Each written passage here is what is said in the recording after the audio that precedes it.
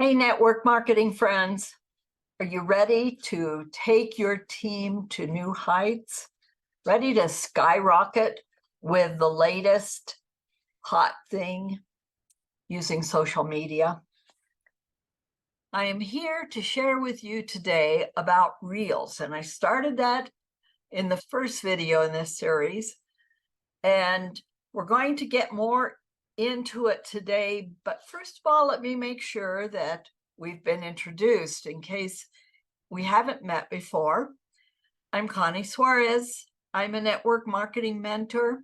My passion is to help you help your team cross stage. That passion comes from a frustration at working hard using old strategies, teaching them to my team and seeing them struggle with them. And I started looking for a better way and found it. And here I share with you the things that I'm learning, and especially the ones that seem to be most relevant to growing a business in today's culture and growing technology. So we learned last week about Reels, the basics, which I think you already know. A Reel is a short video. It's 15 to 60 seconds long, not a second longer. And why? Why short Reels? Well, we are a culture that are in a hurry. We have short attention span, and we scroll through our social media. We don't just read every post that's out there.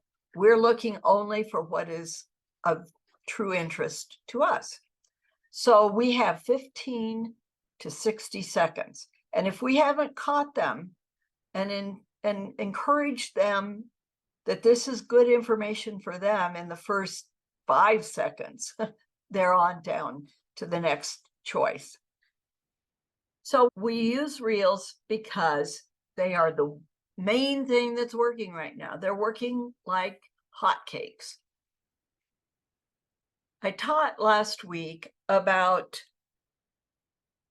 how to create them, the components, and we won't go into that now, but you can catch that video. Now, what we also need to know is that just creating a really good reel is not enough. We have to promote it. And there are some ways that we can promote it and give it a little bit of a boost as it goes out the door. First of all, we want to use relevant hashtags. Hashtags have been around for a long time. I have investigated them from time to time and have never felt very confident in using them. Then when I got started here on YouTube, I learned more about them. And if you're doing YouTube videos, there are several great apps that can help you with hashtags. In my learning that, it encouraged me to use hashtags with Facebook, with my Reels, and with my other posts on Facebook. I'm not going to tell you to start doing YouTube and get this app that I use, not unless that was something you were thinking about anyway, which I was. But this is what you want to do. You want to, at the end of your reel, down at the bottom, in the description, you type the hashtag, the #, and then you type a word that is pretty key to your reel, maybe even one of the words that you used in the reel. So if your reel was on great ways to recruit for your network marketing business, then you might type hashtag network marketing recruiting. Before you even get to the word recruiting, you're going to see some choices. In fact, I think when you type in net, probably you'll get choices, but you keep going until you get to a relevant place. And network marketing, see what the choices are and see how many posts go with that particular hashtag. And you'll know if that is a hot topic.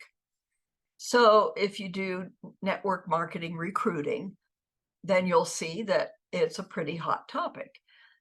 Then maybe you just want to do hashtag network marketing and use that, and you can play with different words. And some of them will get lots of reaction, lots of posts that go with them, and some of them won't. And you want to pick ones that have lots of posts. It tells you that this is a topic that people are interested in, and it lets the algorithm know what the topic is. So use relevant hashtags. The next thing, you want to share your reels on as many platforms as you are making a presence. For me, my main is Facebook. I have a Facebook business page, and because of that, I have Meta Business Suite. And I use the Meta Business Suite planner to help me create and schedule my posts, reels, stories, and other kinds of posts. And when I do a post for Facebook, I can choose to have it added to Instagram.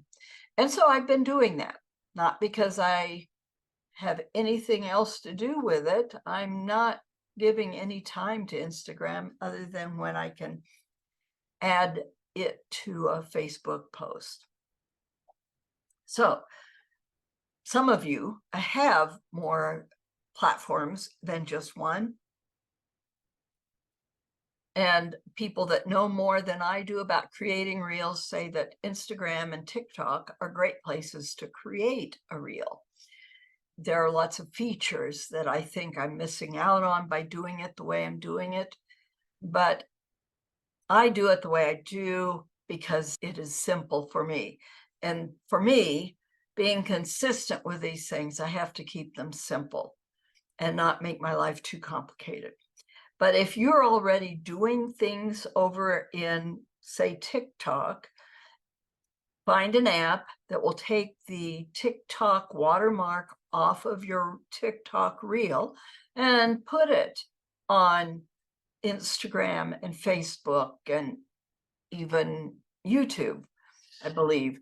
And as long as you are able to benefit from that, use it as many times as you can. So share your reels on as many other platforms. Why? Because there are more eyes on it. The more eyes you get on your content, the more people are going to respond. And speaking of responding, we need to engage with our audience, and we need to engage with people we want to be our audience. Engaging with our audience can be as simple as when somebody comments on our post to comment back.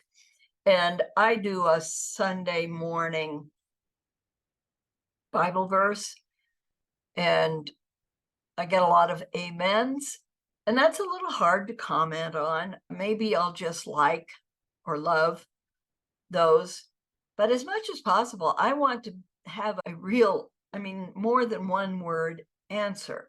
Somebody once studied it and said that the ideal response would be 140 characters, I believe it was. Well, I tried that. I did that for a little while. It was such a headache. And I got to thinking, I think that maybe it's more important that my comment be real and genuine and connecting with the other person. And I quit counting characters. But there should be a real response, as if a human were responding, not a robot. The final way to promote is to collaborate with other creators. This would be just bringing more people to your page. So you have somebody on your team that is following how you're building without promoting your company name or your product name, and really trying to create posts that will share benefits of your product or service and raise curiosity on the part of the people listening. Someone who is in agreement with that, the two of you can work together. And one of you can host the other one on a Facebook Live, and the guest can share their benefits, what they have gotten from the product or service. And then the next week, you exchange that favor. That's a great way to get more people to be looking at your page. And you might ask, well, what if I lose people to that other person? If you lose followers to someone else, they aren't your followers. They've been showing up, but they haven't really followed you. And so you don't have to worry about that. The other thing that I would comment about, and that kind of thinking that I have fallen into, is that I'm here to serve others. And if I'm worried about losing you, a follower, to someone else because they might have something better for you, then I'm not really serving you, am I? I have had conversations with people who I've really wanted to have join my team, but when we had that conversation, I realized that what they needed was something different. And as a good servant leader, I have to share that observation on my part. So that's what we should be doing for our people, is helping them find what is exactly right for them. Well, we've created our reel, we have promoted our reel. Now, are we successful in that? There are 4 ways to track your success. Views. How many people view your individual reel? Compare reels, because some will get more than others. And what is it about the ones that get more that make them more appealing to the people that are following you? Engagement. The people that comment, like, or share. That's engagement. And you again will see some reels that have more engagement than others. Evaluate, why is that? And what can I change in my future reels? Conversions. Those are what we would call sales. If somebody signs up with your network marketing team, or if someone buys your product, that's a conversion. So does one get more than another? And in the case of conversions, I think it's possible that this could be a cumulative effect. And so just because you're getting a conversion more at this point, if it's at the end of a month when you've been talking about this specific product, and then you gave a really strong call to action in the week that you got the conversions, then it might just be that, your strategy. Finally, something to track is your follower growth. If you have 100 followers and then the next week you get 10 more, and the next week you get 50 more, then you need to look at what you've been doing and decide, okay, did I have a very successful reel? And so all of those things require tracking so that you can observe those things and then evaluating what they are. And they probably will call upon future testing. So the next reel, okay, it seems like when I had that silly hat on, I got more posts. Maybe I'll wear that hat every time. So try it and see. The next time the thing goes down, you say, well, it wasn't the hat. Too bad, I've got so many hats. Hope this has been helpful for you. Reels, they're real and they're real good. So you should be using them really well. I hope this has been helpful for you, even the corn at the end. If it has, subscribe to my channel, ring the bell so that you get notified when I post my next video.